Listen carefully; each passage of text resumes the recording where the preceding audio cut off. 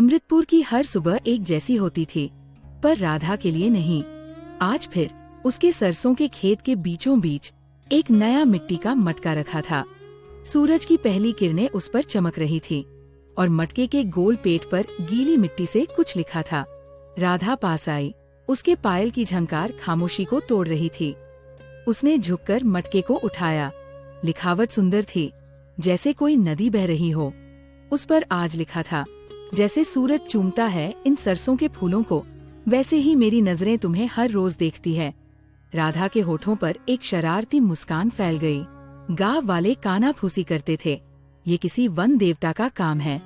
पर राधा हवा में फुसफुसाती, ये देवता तो बड़ा शर्मीला है। वो नहीं जानती थी कि खेत के किनारे पीपल के पेड़ के पीछे एक जोड़ी आंखें उसे देख रही थी। ये अर्जुन था, गांव का कुम्हार, जिसकी उंगलियां मिट्टी को आकार देती थीं और जिसका दिल सिर्फ राधा के लिए शब्द बनाता था। उसे इस तरह मुस्कुराते देख अर्जुन का दिल भी खिल उठता था। पर क्या ये राज हमेशा राज ही रहेगा? राधा सिर्फ एक सपना नहीं थी, वो अमृतपुर की जान थी। सुबह की पहली किरण के साथ वो अपने खेतों में होती, उसकी हंसी हवा में गूंजती और उसके हाथ जब हल चलाते तो ऐसा लगता मानो वह धरती से बात कर रही हो। वह मजबूत थी, निडर थी और उसकी आंखों में एक ऐसी चमक थी जो किसी को भी अपना बना ले। वही दूसरी ओर गांव के दूसरे कोने में अर्जुन की दुनिया अपनी धुरी पर घूमती थी। उसकी खपरेल की छत वाली कार्यशाला में मिट्टी की सौंधी महक और चाक की धीमी गुनगुनाहट ही उसका संगीत था। उसकी नजरें हमेशा झुकी रहती, जैसे वह दुनिया से नहीं बल्कि अपने अंदर की गहराइयों से बात करता हो। उसकी उंगलियां मिट्टी पर ऐसे चलती थी जैसे कोई शायर कागज पर कलम चलाता है। वह राधा को दूर से देखता था, उसके हर काम को, उसकी हर मुस्कान को अपनी यादों में कैद कर लेता था। वो बोल नहीं पाता था, इसलिए उसकी मिट्टी बोलती थी। हर मटका एक खामोश खत था जो वो कभी भेजने की हिम्मत नहीं कर पाता। एक दिन अमृतपुर के शांत बाजार में हलचल मच गई। एक महंगी गाड़ी आकर रुकी और उसमें से विक्रम उतरा, जमींदार का बेटा। उसकी चाल में गुरूर और आंखों में दुनिया को खरीदने का घमंड था। उसकी नजरें भीड़ में घूम रही थीं और फिर वे राधा पर आकर रुक गईं, जो अपनी माँ के साथ सब्जियां बेच रही थी। विक्रम सीधा उसके पास गया। उसकी चिकनी चुपड़ी बातों ने राधा को असहज कर दिया।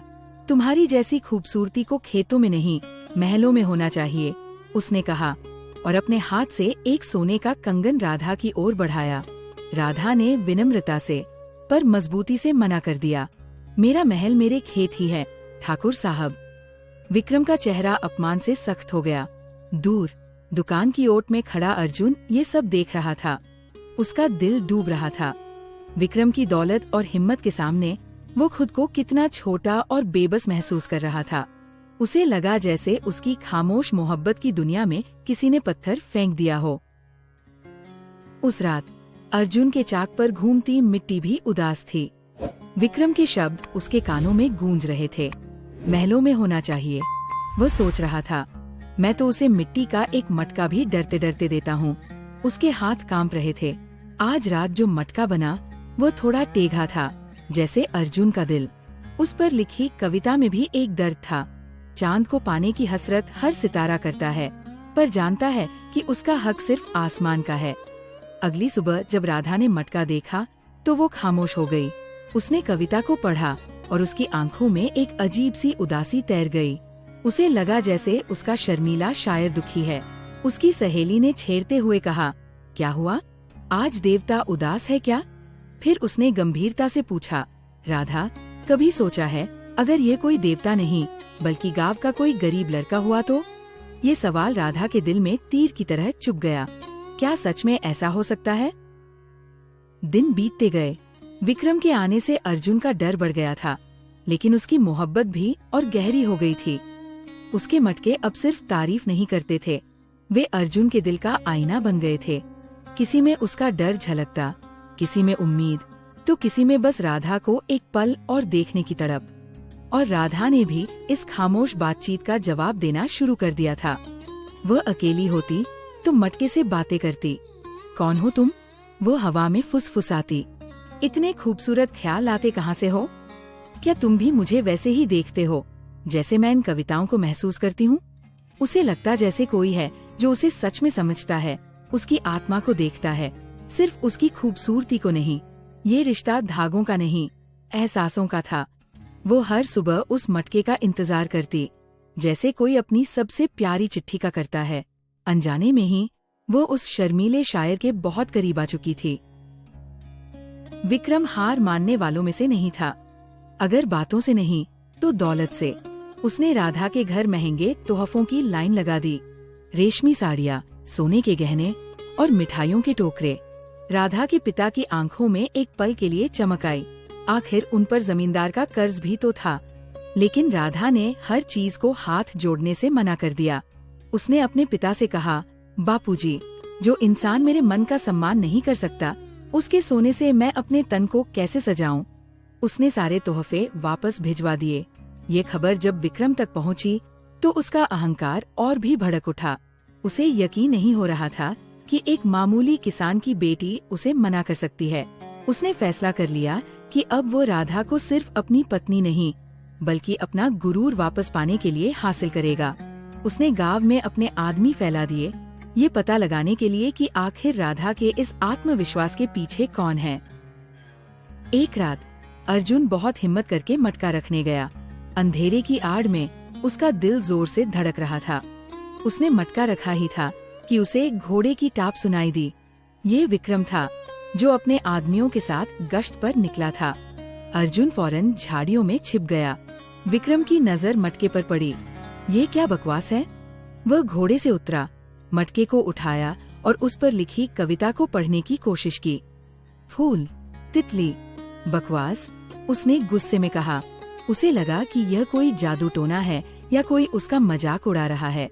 गांव वालों के सामने अपनी ताकत दिखाने के लिए उसने मटका हवा में उछाला और पूरी ताकत से जमीन पर पटक दिया। मिट्टी के टूटने की आवाज अर्जुन के दिल के टूटने की आवाज जैसी थी। झाड़ियों में छिपा अर्जुन अपनी मुट्ठियां भींच कर रह गया। वह कुछ नहीं कर सका, बस अपनी मोहब्बत को टुकड़े टुकड़े होते देखता रहा। अगली सुबह राधा जब खेत पहुंची तो उसका दिल बैठ गया।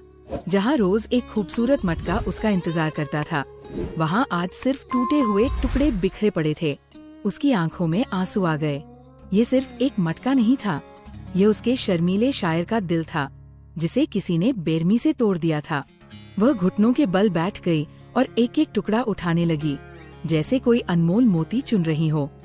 तभी उसकी नजर एक बड़े टुकड़े पर पड़ी। उस पर कविता का एक अधूरा शब्द लिखा था, मोह, लिखावट। अचानक राधा को कुछ याद आया। कुछ महीने पहले वह अपने पिता के साथ अर्जुन के पिता की दुकान पर मटके खरीदने गई थी। वहाँ हिसाब की एक पर्ची पर उसने ठीक यही लिखावट देखी थी। वैसी ही बनावट, वही घुमाव।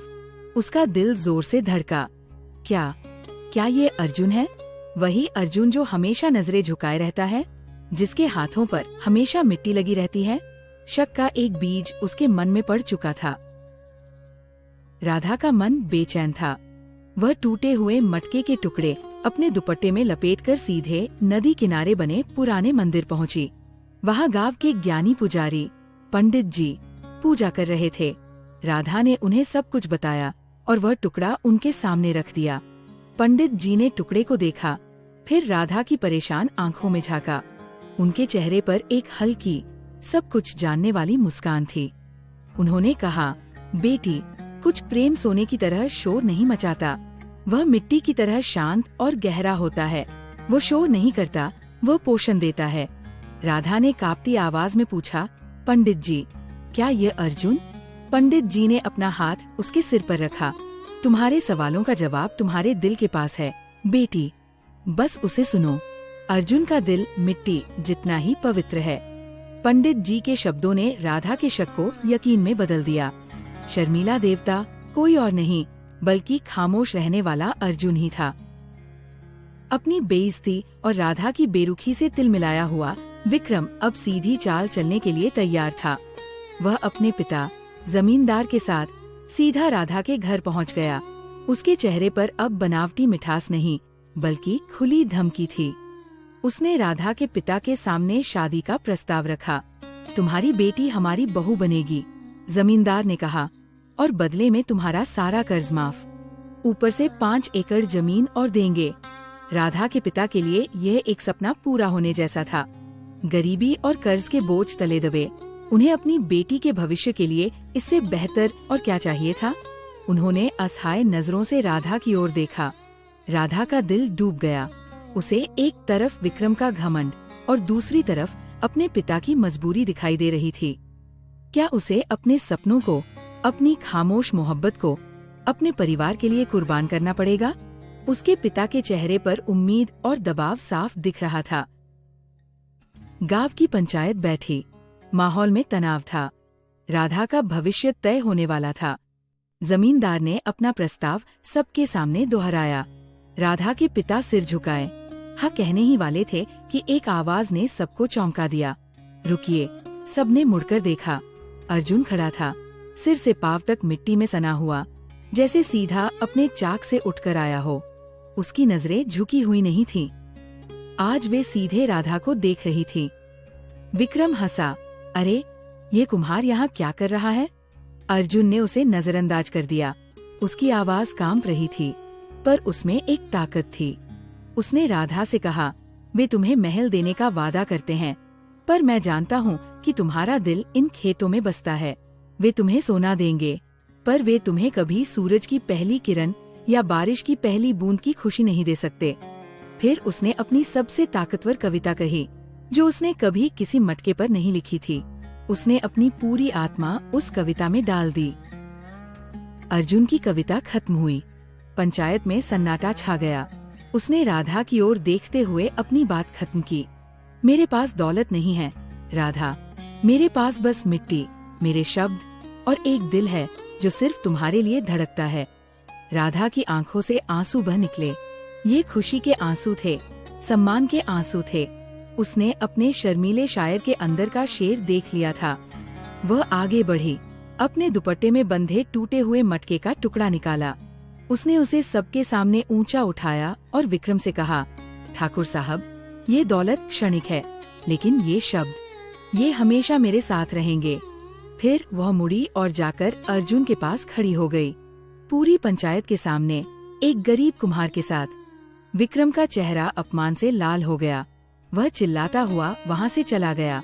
गांव वालों ने देखा कि दौलत हार गई थी और सच्चे प्यार की जीत हुई थी। अर्जुन और राधा ने एक दूसरे को देखा।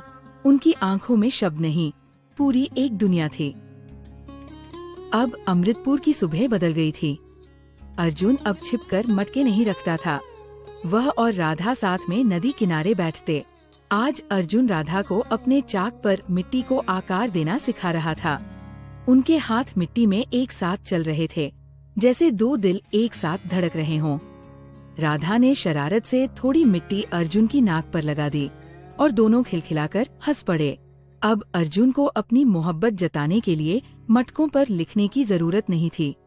वह चाक पर एक नया बर्तन बना रहा था और साथ ही एक नई कविता सीधे राधा के कान में फुसफुसा रहा था।